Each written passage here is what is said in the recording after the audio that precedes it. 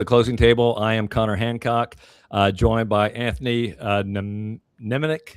I almost got that wrong. See, I can't get it right. So yeah, he's a financial advisor. He is with AFMA Wealth Management and Trust. So I appreciate you being here. Thanks for taking the time. Yeah, thanks for having me. So yeah, you're welcome. So, before we get into it, before we get into the money side of things, you've got kind of an interesting career where, you basically spent 6 years as a nuclear engineer with Naval Sea Systems Command. So, kind of curious, how does somebody go from nuclear engineering to financial advising? On paper, it sounds like a leap, but when you kind of think about the path, it seemed like the most organic way to switch into the industry. So I love math, numbers, and everything. I was a math, physics, nuclear engineer guy in college. That's what I started at. Did the Navy for about 6 years, and worked with a lot of different range of folks. So some of it was enlisted, and all the way up to the tail end of my career was reporting to admirals at the end of the day. So and kind of everybody Now in you were between. in the Navy, right? You weren't a civilian contractor. No, I was a civilian. Yeah, Oh, you civilian were civilian. engineer. Okay, yeah, I couldn't remember. I know we talked about that, but yeah, it's been a while. So anyway, sorry to interrupt. Yeah, no, you're good. I've got my Navy stuff in the background here, so it's still a part of me. And I think Gotcha. that experience kind of helped me prepare for this job, as I kind of Yep. got a feel for how to interact with the different types of people, right, different sets of problems. But I was always the guy at work that's saying, "Hey, check your thrift savings plan. Make sure you got your investments ready." Right. On a personal standpoint, I just loved it, Yeah. and I So happened to natural find a fit. role here that blended the two together. It just Yeah. was Nice. perfect. And I'll say at the end of the day, I wasn't loving long-term submarine maintenance Yeah. documents. Well, I've got two kids This in the is much Navy. better. Yeah, it's kind of like my son. He's also a nuclear engineer of the Navy, and he kind of tells me what he goes through. Yeah, it's rough. And my daughter, she enlisted as well. She's based in Hawaii, hospital corpsman. But yeah, they're both doing a great job. But yeah, it's nice to serve military families, and that's kind of what I do as a lender. Is I focus a lot on VA loans because I love helping veterans and their families. So yeah, you and I kind of along the same took this similar path in who we focus on and who we serve. So AFMA. Kind of look at their history, and I know that they have a very long history of serving the military community. For people that never heard of AFMA, Wealth Management Trust, can you tell me a little bit about who you guys are? And obviously, what makes you different is your focus on veterans and their families. But yeah, tell me a little bit about who you guys are and kind of what makes you different than the typical firm. Sure. I think it's a pretty fascinating history. So our parent company started in 1879. It Wow. started as Army Mutual Aid. Literally, what they used to do was when service members passed, they would pass the hat Yep. and collect what they could for the surviving families. So it was, hey, throw whatever you could in there. Battle of Little Bighorn, kind of right. If you're throwing back some history, Remember that from so school? many people passed. They were like, we need a yeah, right. We need a better solution. Yeah. So they came up with and established the first mutual aid company for soldiers. So it was life insurance for soldiers. The new pass the hat. Yeah. And it's kind of developed into there was a survivorship element. So if a service member passed, our team would help with that. Then fast forward to about 2011, 2012, the wealth management part of the company was established.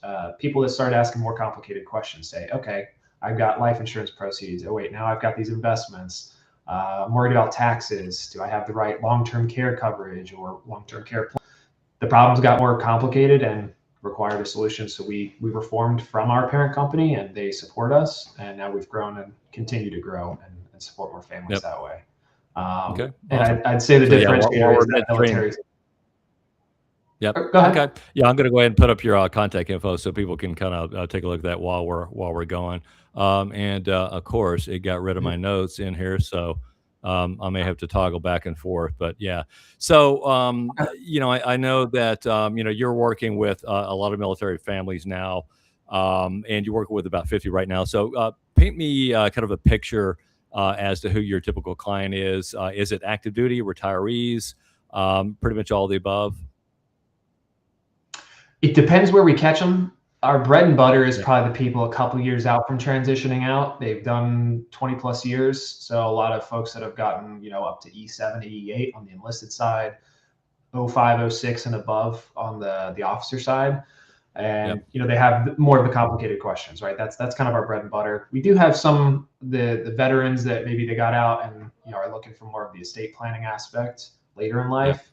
We don't catch people so early in there. That's not exactly our time frame right now as we're structured, but that's definitely our bread and butter folks that we're Yep. working with. Okay. And so, given the fact that you focus a lot on, both you and your firm on military families, I mean, you do work with others outside the military, correct? I mean, it's not just military families and their spouses that you work with. You're open to working with other families. We do some exceptions. We have to maintain a certain percentage Yeah. of, like, we are by design for military and their families and veterans. So that take folks exceptions. So Gotcha. I have a few folks that their parents served in the military. They did not specifically, but we've got an exception and worked with them. So similar problem set, just not, maybe they don't have the military pension or Okay. things like that. So all the concepts are still similar. Yep. Gotcha.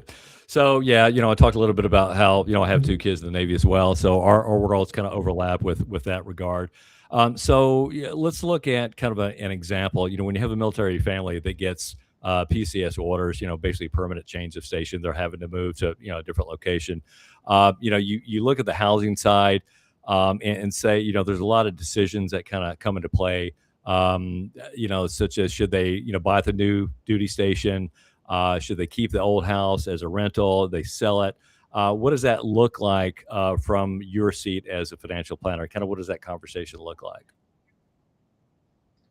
I think it depends on when they're doing it. Let's say it's kind of your first PCS and you bought Yep. a place at the previous duty station. Probably don't have much equity built out, right? You're kind of early in your career, so Hmm. it's one, can you afford to have that place continue as a rental and then get a new place? Sometimes you're moving to live on post, Yep. right? So you got to crunch the numbers and see from an expense standpoint, because it's not just straight income, right? There's expenses that's part of Yeah. it. So that's going to be across the board. Yeah. Then we get into do you want to be a landlord from afar? Because sometimes you're getting PCS halfway across the country Yeah. or even further, right? So it comes with Yeah. challenges. But from a financial standpoint, it can be advantageous, right? If you can Oh, hold yeah. on to it and it makes sense, I'd Hmm. say think about it. Yeah, and I speak with so many people, not just the military, but just your average person out there looking to buy homes, whether it's a primary, second home, investment property, and my job as a loan officer is really to look at the house, and that's really all I look at. I mean, I can look at it in terms of investment standpoint, but with you and I can kind of talk about, well, does this make sense as a house, as an investment property? Here's expected rental income. But then you have to look at the overall financial picture of how does this fit in with other assets, because we could have 401k, we could have a Roth IRA, we could have a business that the client owns in addition to this new house and possible rental properties. So what yeah, so how do you help families that when they want to talk about homeownership, and how does that fit into the overall financial picture about the conversation that you should have? I mean, historically speaking, you probably can attest to this. The home is one of the biggest generational Yep. wealth builders, right? Over the long term. Technically, it doesn't pay you while you're living in it. I mean, at the end of the day, you need walls and a roof over your head. So whether you're renting or buying, one Yep. conversation, but it can, especially lately, with a lot of people spooked about maybe where the market's going. They're saying, okay, where could I put extra money that's not in the stock market? Well, maybe I'll funnel more Yeah. into my mortgage and kind of pay that down sooner and own something at the end of the day. Which that you can't necessarily put a price on that. Psychologically, that's fantastic. Yep. So I think you got to balance the numerical standpoint and say, hey, okay, real estate maybe goes up 2% a year in certain areas. Maybe others it's 5. Other times it's going down, right? So from an asset perspective, or an asset class, you could say, where does this fit in? Could Yeah. I get better return elsewhere? But at the end of the day, you have to have a goal in mind of what you're wanting to do, and if you can diversify across those Mhm. different classes, that's fantastic. Yeah, that kind of leads you to the definition of financial planning. I mean, that's what it's all about. Looking at the whole picture and planning everything and how one asset could impact another. So, when looking at that, when you sit down with a client and you look at their overall financial plan and considering, what path they may want to take, what is the most common financial mistake that you see veterans or, people that are transitioning service members make, and how do you help avoid them? If we could do I this know with a that's probably double going to capital T, be a ton. taxes. Yeah, yeah, yeah, So there's so many aspects of tax planning going to transition. yeah, Um, yeah, I'll draw on a couple examples. So one, it was a yeah. retiring general a couple years ago. When you're in a combat zone and you're making contributions to your thrift savings plan, your retirement plan, Hmm. it can be considered tax exempt. He Yep. had amassed about $55,000 of tax exempt contributions in there in his career. The earnings on that was about 80 something thousand. The earnings are considered taxable if you keep it in there. So he had no idea about that. So what you can do is you can transfer that into a Roth IRA, the tax exempt portion, and let it actually Mm, grow fully tax free. So something like that, right? We gotcha. can really maximize your long term wealth. Another retired colonel 2 years ago, this person, we had the conversations, prepared this person for retirement, said, hey, this is what you got to do. Ended up clicking the wrong button on her withholdings of the pension, and instead of withholding $500 more per pay, was the Yeah. opposite. So I ended up that plus No. making money in civilian life, she ended up owing $25,000. Right, I could Yeah, yeah, talk blue in the face to say, hey, this is what you got to do, and sometimes it comes down to even clicking the right yeah, button. yeah. So being ready for taxes, and then just the civilian life, there's no BAH, BAS, right? The allowances for housing Hmm. and sustaining yourself. Yep. Um, that goes away in civilian life. So welcome to our world. Yeah, exactly.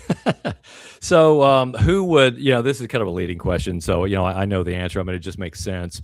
But, who would benefit the most from working with you? I, in fact, was trying to get you to work with my daughter, and will, once she PCS is, in Texas, which not sure when that's going to be in January, but, she's early part of her career, just starting out, really didn't have a lot of assets at all. But I mean, obviously, you want to look at somebody. They need to start thinking about planning.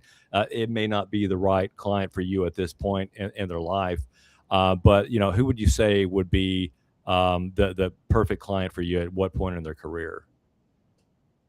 Yeah, so it's an interesting question because for me, I would love to help everybody, right? The Yeah, of current course. structure of our company is, right, we have a certain threshold to work with us in an official Yep. capacity. Doesn't mean I won't have a conversation with somebody like your daughter, right? I would say, hey, here's a few things that I would look at, right? Like Yep. while you're making less money, probably do a Roth contribution, things like that. Yep. But in Yeah. terms of an official work capacity with us, Hmm. usually those folks transitioning, they have the 20 plus years, they probably have Yep. 500,000 or more, maybe even a million in assets that they've Yep. built up, and they have those more complicated questions, right? And they're also Definitely. getting into, where's my final landing spot? I'm sure that, right, that's where you come in. You say, a lot of folks are coming to you, hey, I'm coming from Pennsylvania, I just finished up my Army career, or I'm coming from North Carolina, just retired out of Fort Bragg, and I'm coming down to Florida. Uh, that's one of the first things they're asking for is where am I going to land? What's it like? And then am I going to stay Hmm. here? All right. Yeah. So uh, working through that, and then establishing the relationship to kind of work with them long term and see them through that turmoil and get them to a more status quo of saying, hey, now we're in the other side of this thing. Yep. Okay. So, as we kind of close up, what would, if you had to give one piece of advice to somebody, within the military that's thinking about, hiring you for your services, what is one quick piece of advice that you would give that person? I would say, and I've used this phrase a few times lately, it's give your money a mission, because I think it Yeah. kind of hits home with the military folks. Money doesn't really mean anything unless it's forced. So be Yeah. thoughtful, especially if you're going through a transition or you're something big that you're talking about. Take the time to really on your goals are and what your mission is Yeah. in civilian life and Right. beyond. Hey, I want to take care Hmm. of my family for generations to come, or hey, I want to build this scholarship for West Point, right? I attended West Point, something like that, right? I Yeah. have several examples, clients that have done that. So I did just coming up with your why and your mission for your money.